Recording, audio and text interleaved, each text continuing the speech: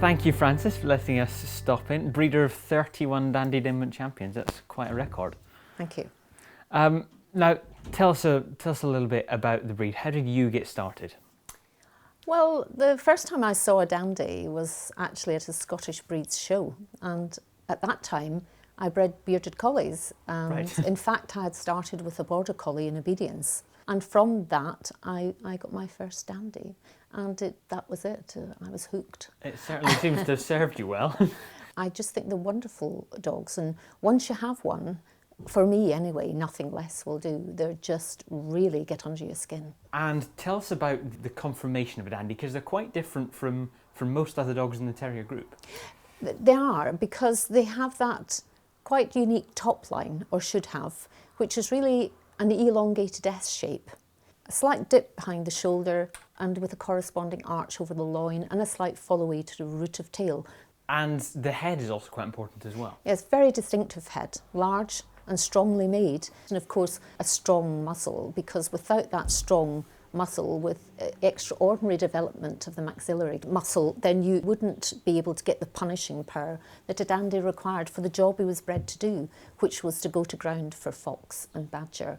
He should have that distinct silky covering on his head, and it's also protective, because when he goes to a hole for fox or badger, often all they got when they grabbed him was his top knot. And when you look back at Dandies from the early days, the 1800s, and look at them now, there's very little change in the breed. Tell us a bit more about the history. How did the breed come about? Well, the breed is one of the oldest recorded breeds in history, but it's really, depending on whose point of view you take, it either evolved from the Terriers of Scotland, or it came about with mixtures, for example, with maybe some Dachshund thrown in. So the origins aren't entirely clear, but what is clear is that there were these packs of mustard and pepper terriers kept by farmers and others in the Scottish border area, and they were much prized for the gameness. And the breed then got what you could call almost notoriety when Sir Walter Scott wrote about them in his novel Guy Mannering.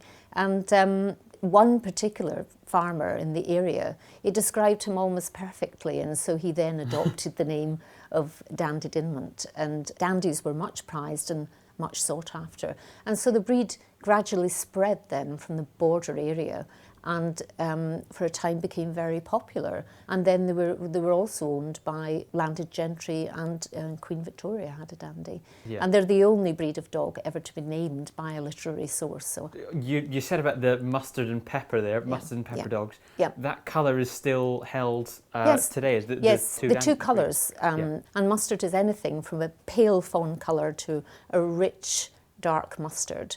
And peppers are anything from pale silver all the way through to almost black. And again, they have differing colouring shading on the body, in particular the silvery white head.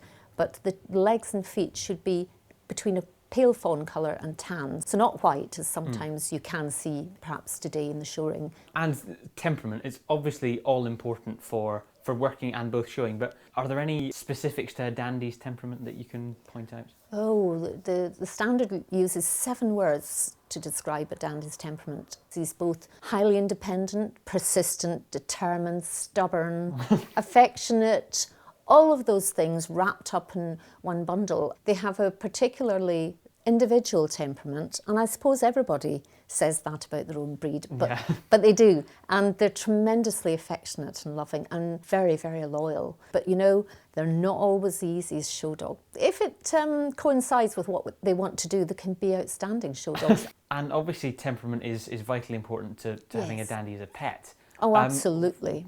Do they make good pets? Yes, they do, and they're very affectionate and good with children, and I would highly recommend them.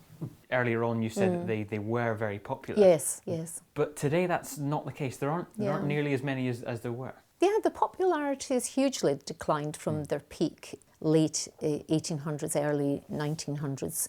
But a Dandie, I don't know why really, because with their size, they suit smaller houses that you have today. And the thing that always interests me is people say, what is it? So perhaps we need to do a bit more about saying how good they are.